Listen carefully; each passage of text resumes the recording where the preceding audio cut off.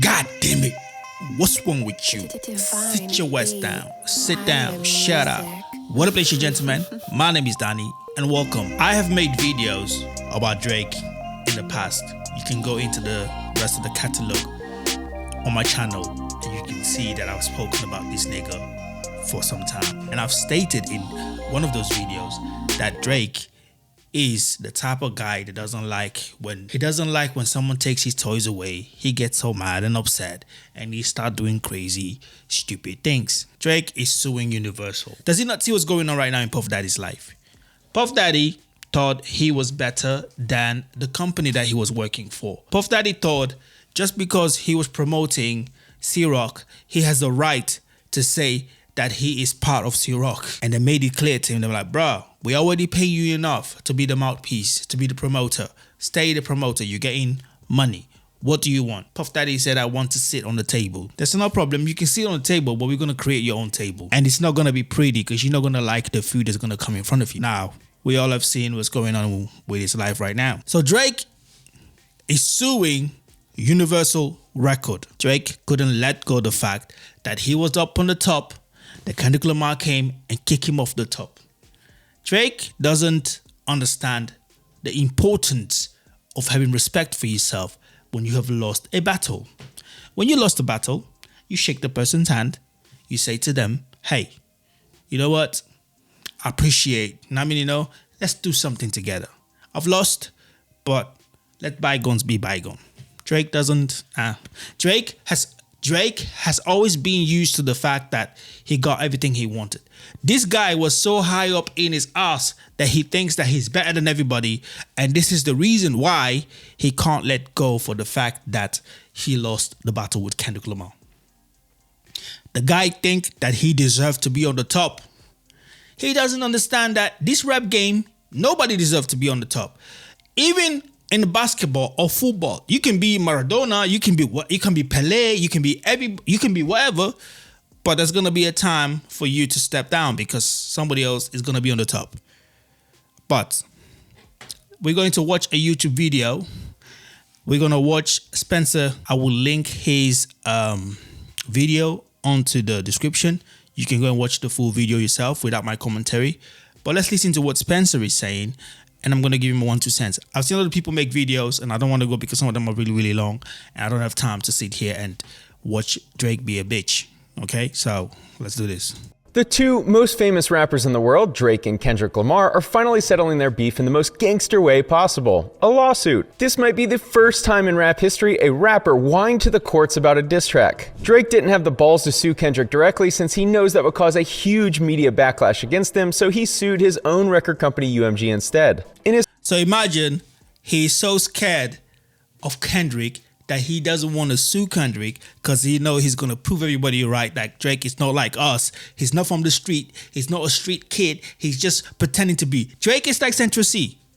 I know most of you are going to come at me. Drake is like Central C. If y'all don't know who Central C is, Central C is this. Central C. Let's go to Central. Let's go Google. Drake is like Central C. Central C is like Drake. Central C is a UK rapper that was just a young boy, like this is him, right? This is him. Before he changed his persona, become trying to look a gangster and all this stuff with tattoos and whatever and all this fake ass shit that he's doing, right? Before he became this guy, whatever bandanas and with Nikes and standing up with people like this, being all whatever stuff. Central C was this little boy. This little boy here, okay, I can't go on Facebook, but this is Central C back in the days. This is him. No tattoos, nothing. Central C is playing fake belief. Central C is playing gangster. Central C thinks he's gangster. Drake, if you look at Drake, Papi Chulo, whatever he call himself, he's playing a gangster.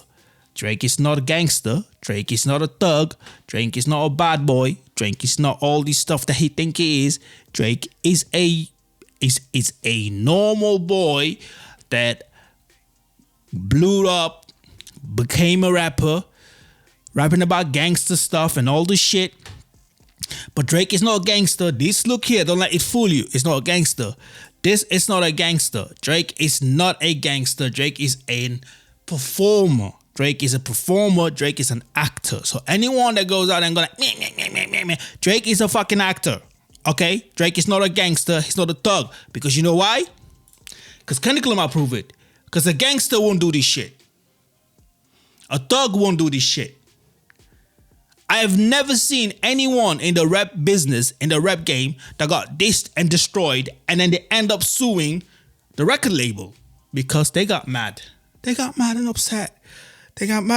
Drake is not a gangster. Drake is not a thug. Drake, Central C, Drake, people like him. These are plants. Someone is making money from these niggas.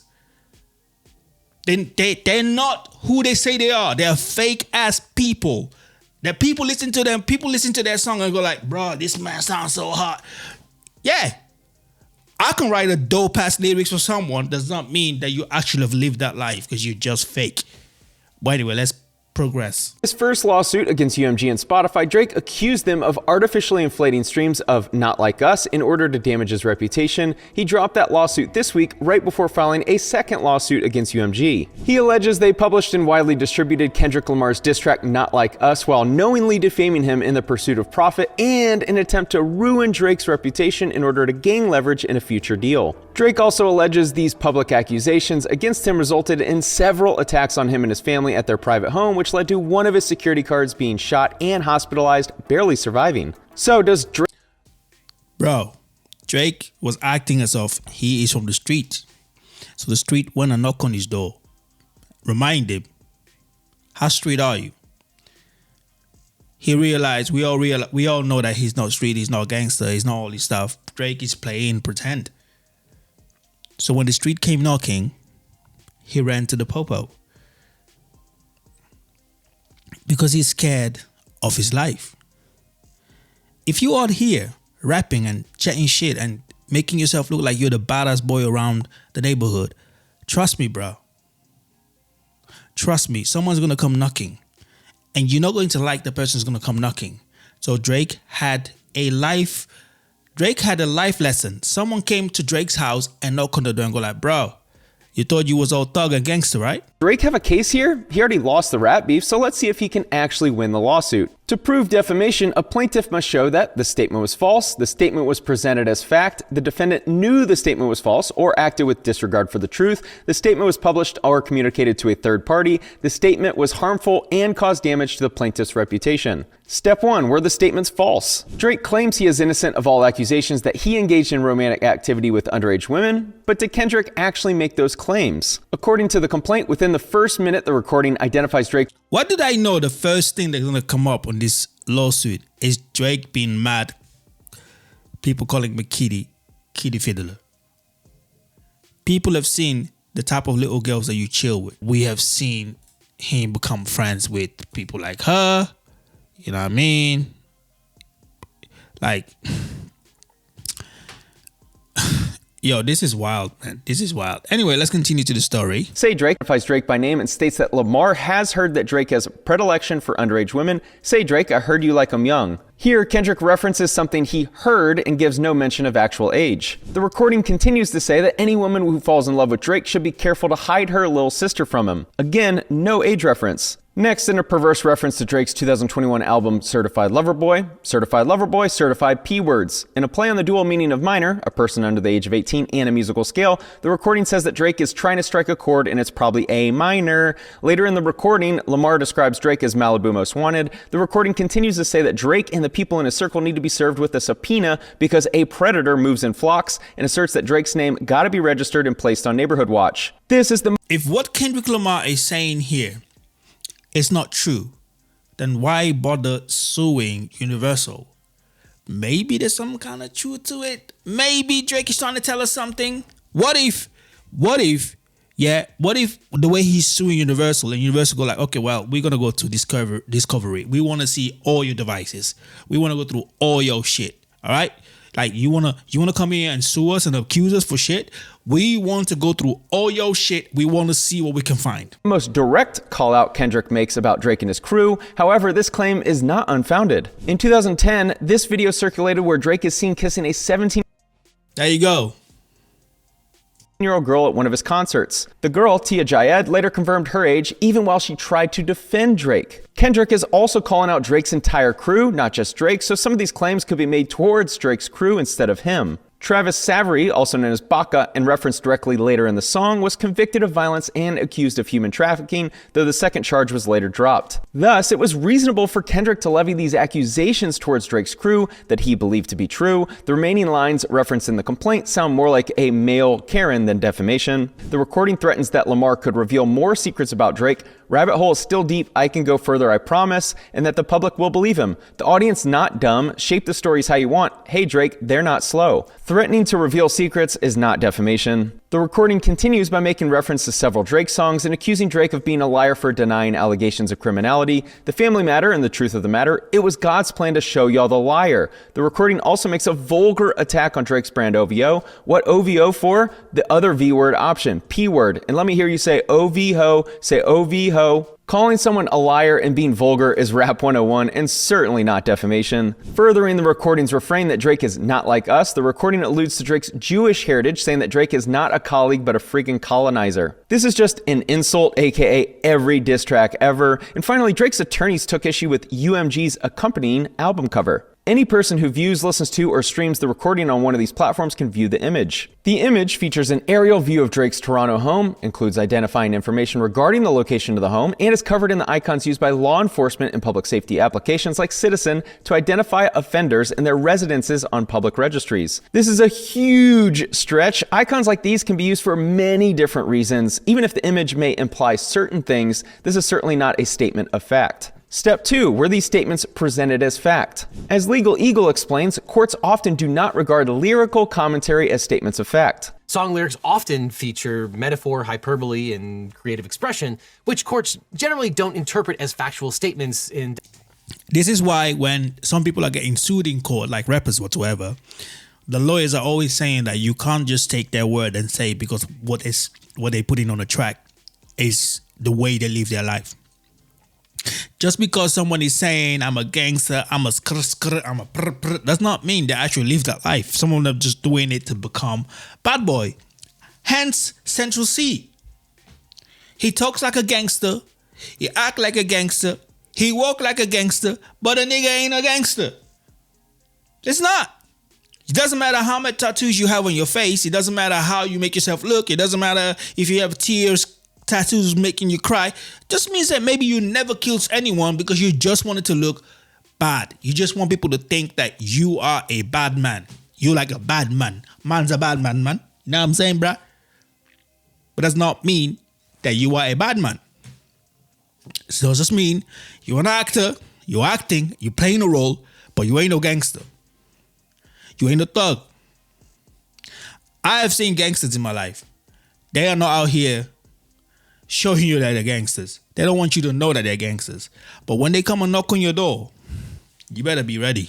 Defamation cases. For example, in 2005, the U.S. Court of Appeals for the Sixth Circuit ruled that rap lyrics performed by George Clinton did not defame record producer Armin Baladian. Regardless, most of Kendrick's offending lyrics in Not Like Us are vague or metaphorical, with certified P-word being the only lyric even resembling a statement of fact. Step 3. Did the defendant know the statements were false or act with disregard for the truth? As I explained earlier, Kendrick had several reasons to believe he was telling the truth, not to mention additional things he was told in private. One thing you never want to be told in private is that you smell bad. That's why I partner with today's sponsor, Mando. I can wear crisp white sonically proven bundle odor level. Choose from 4, even have unlimited and starter pack bundle is a great deal for new customers. It comes with a full size $5 off deal of well, duh. Not Like Us was an immediate commercial success and broke numerous streaming records, most of which were previously held by Drake. Isn't that a little ironic? It is reportedly the most streamed. Because Drake got mad that they kicked him off his throne. Drake is a sore loser that just can't stop being a sore loser, and he's mad that he just lost his seat and he wants it back. But he's doing it the wrong way. He's suing Universal because he doesn't want to sue Kendrick, because then he knows nobody in the music industry is ever going to want to work with him. Nobody. He knows this. He know if I sue Kendrick Lamar, I am effed. So I'm going to sue the label. I'm going to say the label and Kendrick Lamar work together. He's not suing Kendrick Lamar, but he's also suing Kendrick Lamar indirectly. This man is dodgy as hell.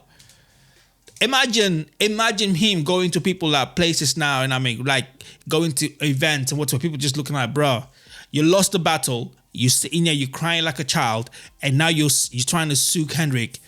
That's why, nigga. That's why we saying like you're not like us. You're not from the street. You're not gangster. You're not thug. You're not all these people that you're trying to be, my nigga. Go and sing and shut your mouth. You know what I mean? This is the reaction he's going to get around people.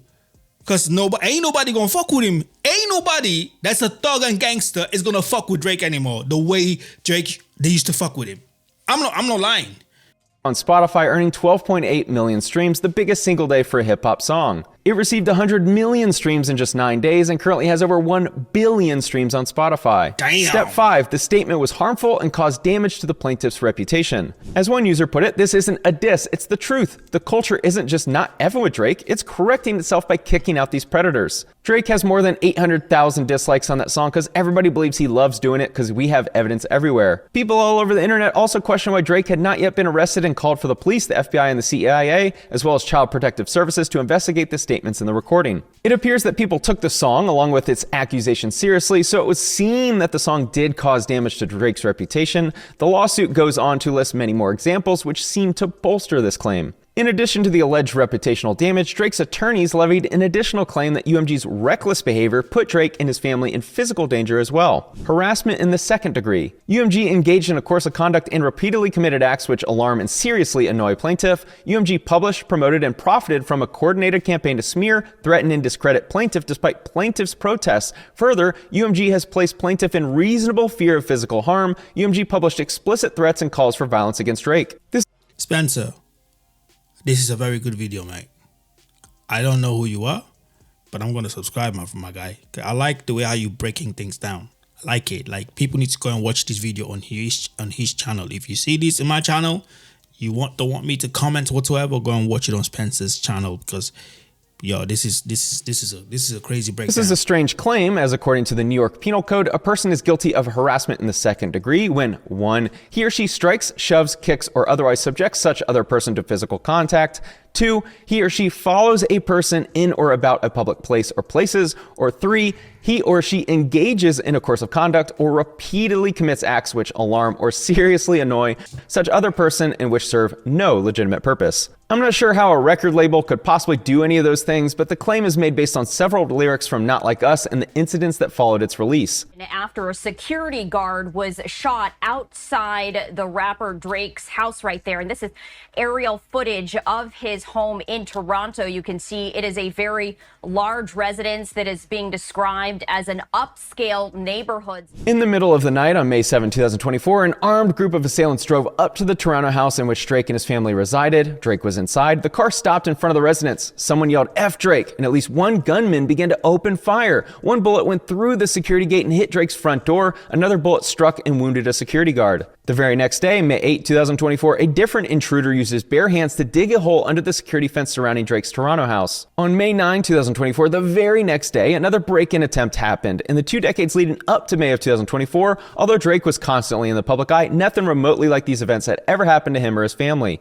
So 3 attempted break-ins in 3 days, with one of them sending Drake's security guard to the hospital. Let's see how Drake's attorneys tie this back to Kendrick. The recording also repeatedly suggests that violence should be used against Drake because he is a P-word.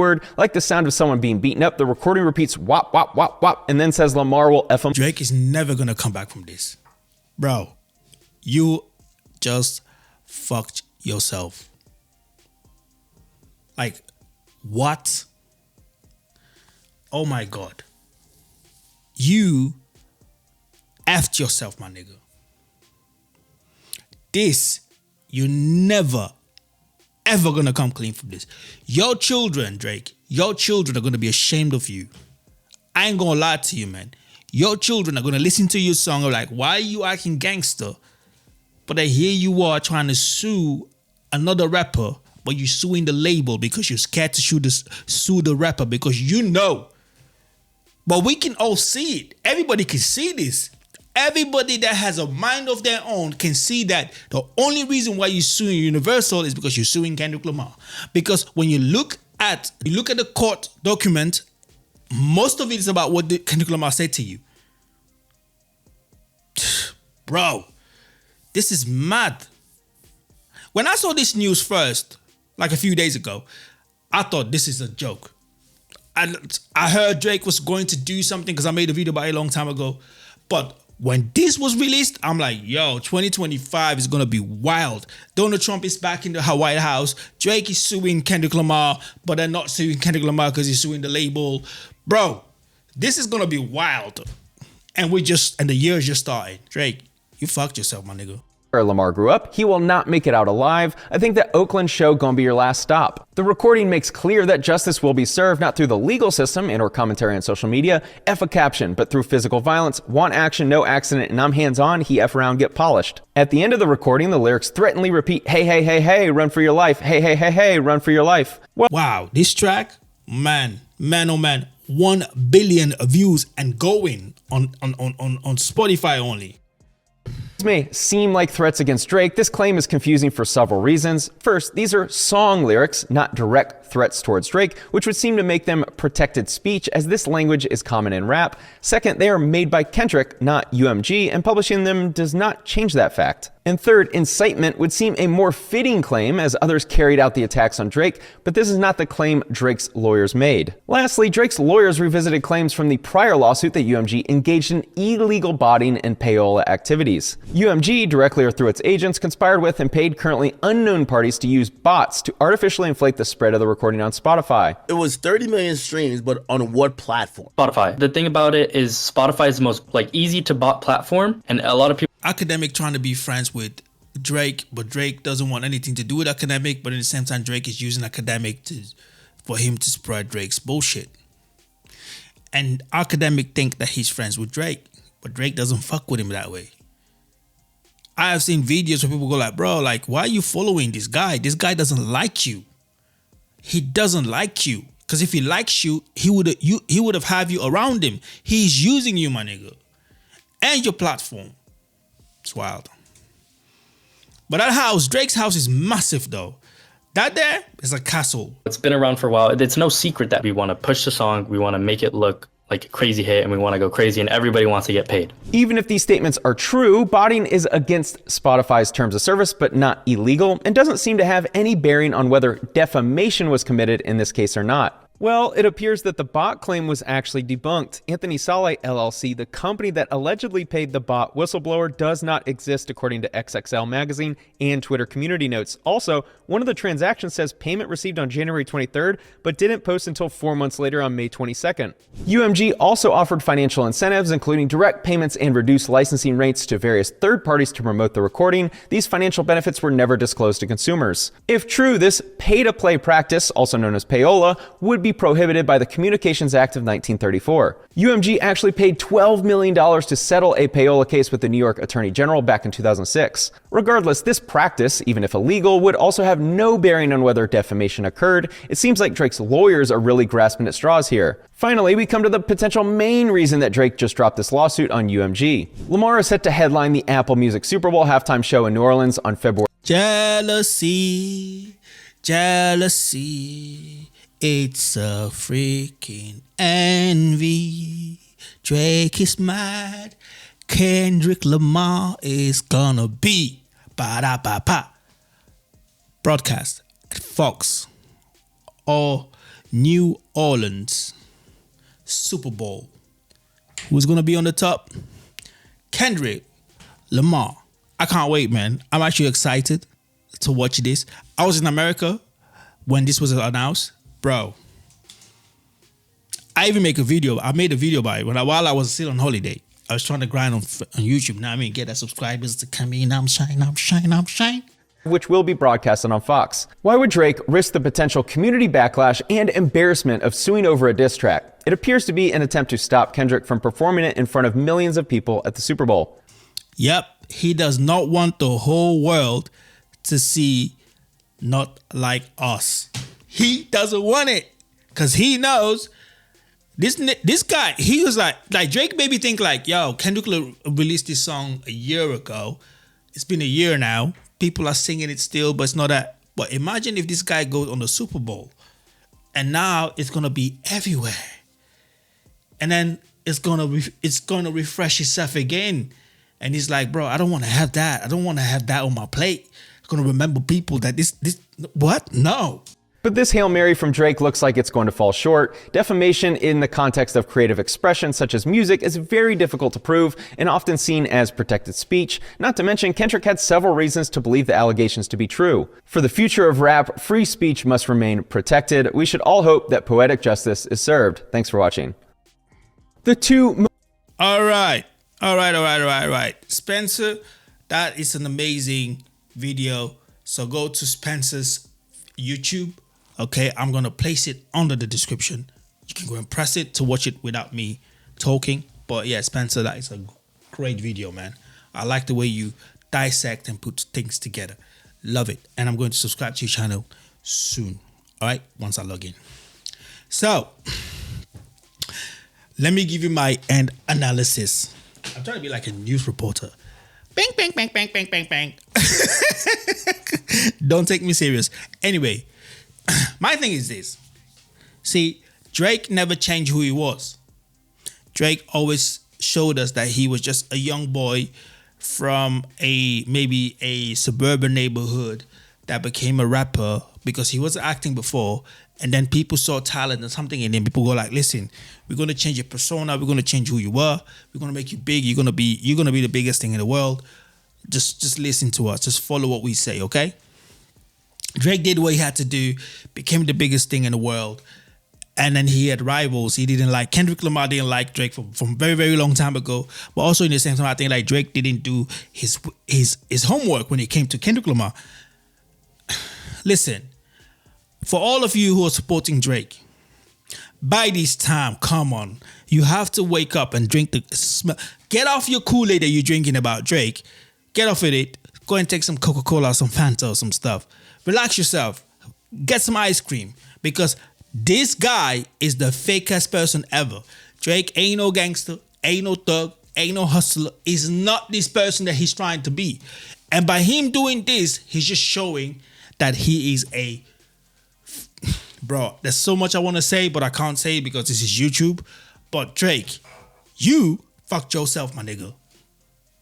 Nobody in this rap game, nobody in this rap business, nobody in this rap business is going to see you how they saw you before. You lost your respect. You destroyed your respect. You lost the rap battle. Take it as a champ. But ego, you're egoistic. Because you're an egoistic person, you think, I am going to do A, B, and C to cause more havoc. Bruv, you just fucked yourself. Like nobody in your surroundings sat down and go like, bro, this is a bad idea. This is a bad idea. And no one told you like, yo, listen, nobody has ever done this in the rap business forever. It's a bad idea, man. LL Cool J had his beef. Tupac had his beef. I didn't see Notorious B.I.G. went and sued Tupac. Are you mad? And you could have lost. You could have been humbled. And you could have still be Drake and ain't nobody care. But my nigga, you lost and you smashing everything around the room. Because you can't handle the fact that you lost. You like, I lost, but I'm going to break everything. There you go, man. You fucked yourself. Anyway, my name is Donnie. If you like the show, press like, subscribe to the channel, and I'll see you guys on the next one. Peace. And don't be like Drake, you know what I mean?